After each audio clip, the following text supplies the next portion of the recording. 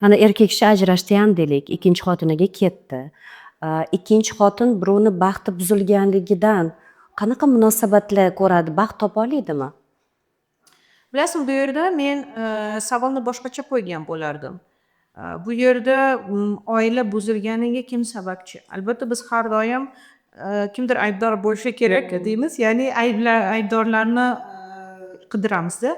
Agar oldindan erkak va ayolning o'sha er-xotinni munosabati yomon bo'lgan bo'lsa va bu ayol kelgan bo'lsa, u aybdor emas. U shunchaki sabab bo'ldi-da. Mana shu paytgacha yomon bo'lib keldi. Shunchaki bu ayolni paydo bo'lishi mana shu oxirgi nuqtaga olib keldi. Ha, bor shunaqa insonlar mana ajrashib, mana bu haqiqat-da va mana bu rostgo'ylik. Men har doim aytaman, bilasizmi, biz umrimizni oxirigacha bitta insonni seva olmaymiz va sevmaslikka ham haqqi bor insonni. Har xil faktorlar bor-ku-da. Sevib yashash ham yetuk muhabbat deyiladi-da. Mana bizlarni hayotimizda bir nechta bosqichlar bor. Boshida biz emotsional влюбленность deb aytamiz. Emotsional munosabat quramiz, shahvoniylik sabab boshqasi. Keyin 30 yoshdan keyin yetuk muhabbat o'sishni boshlaydi. 40 yoshdan keyin o'sha shuncha paytgacha yashab kelgan erkak va ayol bir-birini avvalambor hurmat qilib, shu paytgacha men bilan yashab keldi, bosib o'tgan yo'limiz juda ham qadrli deb mana bu yetuk muhabbatga kelishadi. Mana bu haqiqiy muhabbat aslida. Haqiqiy sevgi o'shanda boshlanadi.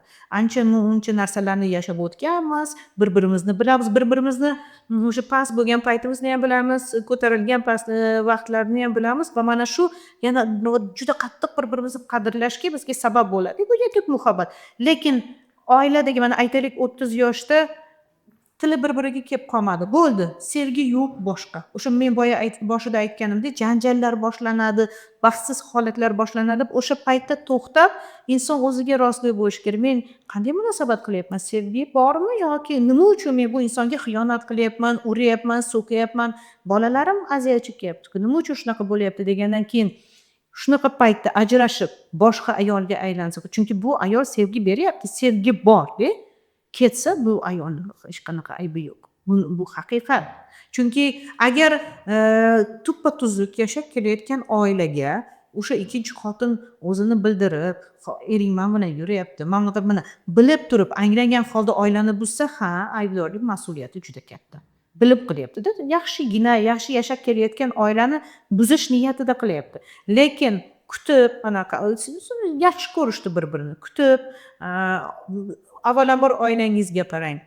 Bolalar bor deb turadigan bo'lsa, bu insonni ayblash ham noo'rin deb hisoblayman. Shuning uchun men har doim aytaman, bunaqa paytlarda erkakning mas'uliyati juda baland. Erkak hal qiluvchi. Oiladagi erkakni o'rni o'ta ustun-da, bilasizmi? Biologik tomondan, daraja tomondan, tabiatdan erkakni o'rni ustun. Erkak hal qiluvchi. Lekin men ko'p holatlar bunaqa vaziyatlarda erkak mas'uliyatni chiroyli qilib ayolga yuklab qo'yadi. O'zlaring hal qilinglar. Bu nima gap? Kim ishni boshladi-yu, kim mana bu yerda janjal qilib, bir-birini yeb qilishi erkak-ku. Ko'p holatlarda bilasizmi, shu kundoshlik munosabatlar boshlanganda ayollar kelishadi. Prosta biz hattoki mana ikkita kundosh bitta bo'lib chaqirdik erlarimizni. Chaqirdik, mana shu yerda turib hal qiling. Kimni tanlayapsiz? Ayollarga hammasi oydin bo'lishi. Kimni tanlaydi ko'proq erkak? Endi bu yerda albatta buni tanlaydi yoki uni tanlaydi deb ayta olmayman, lekin 70% birinchi ayolini tanlaydi. Albatta, chunki va bu to'g'ri ham. Bu ayol bilan yashab o'tgan, mana ular turmush qurganda u erkak bunday olib qarasa jamiyatda o'rni jeb balandroq hali bo'lmaganda, ularni rivojlanish, ulg'ayish davri birgalikda bo'lgan. Farzand tug'ishgan, bu ayol uni ota-onasiga qaragan, qancha o'zini mehnatini, vaqtini, yoshligini investitsiya qilgan. Kim uchun? O'sha oilaviy qadriyatlar uchun, to'g'rimi? Erkak shu narsani bilib turib, baribir o'zini o'zi olmaydi. Toki aytganimdek, agar boshidan boshlab ayolini sevmagan, doimiy janjal, ayolini xo'rlab, so'kib, chunki yaxshi ko'rmaydi.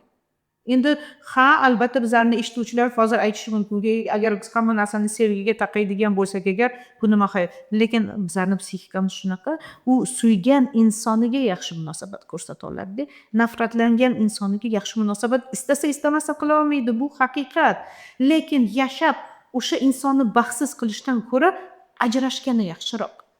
Albatta biz psixologlar hammamiz oilani saqlab qolish tarafdorimiz. Mana hattoki juda salbiy munosabatlarda oldimizga kelganda, bo'ldi biz ajrashmoqchimiz degan paytda biz eng birinchi qiladigan ishimiz ularni yarashtirish. Har tomonlama faktorlarni o'rganib chiqamiz albatta. Ularni yarashtirishga harakat qilamiz. Lekin yarashtirish imkonsiz bo'ladigan bo'lsa, albatta ularni ajrashgani bu to'g'ri qaror hisoblanadi. Mana shu to'g'ri qarorda nima qiladi? Ertaga boshqa inson bilan munosabat qursin. Bu fojia emas. Mana hozir kimdir bizlar ajrashgan insonlar yoki ajrashish arafasida bo'layotgan insonlar bo'layotgan bo'lsa, avvalambor o'zingizdan so'rang, ajrashish sabablari nima? Agar bu moddiy tomonda qanaqadir o'sha moddiyat chunki birinchi o'rinda bugungi kunda negadirda, ya'ni emotsional va har tomonlama ko'rib chiqing. Bular hammasi o'tkinchi. Lekin bir-birini qadrlash, bir-birini hurmat qilish, bir-biriga o'sha oilaviy qadriyatlarni mustahkam qilish bu qarsak ikki qo'ldan chiqadigan jarayon. Faqat erkak harakat qilishi kerak yoki faqat ayol harakat qilishi kerak degan narsa bu yolg'on-da. Yo'q, bu noto'g'ri. Birgalikda. Agar oilamiz baxtli bo'lsin, bolalarimiz baxtli muhitda yashasin deyishadigan bo'lsa, albatta harakat qilishadi. Lekin ajrashdimi, keyingi oilasini qurish bu yaxshi niyat, yaxshi sevgan, suygan insonini topish bu bo'ladigan faktor. Bu fojia emas. Chunki ko'p holatlarda o'ylashadiki, ajrim bu fojia deb o'ylashadi-da. Unday emas. Ajrashgan ayollar o'zini endi qolib ketgan, xuddiki yomon ayolga aylangandek his qilishadi. Bunday emas. Yo'q, erkaklarda ham xuddi shunaqa.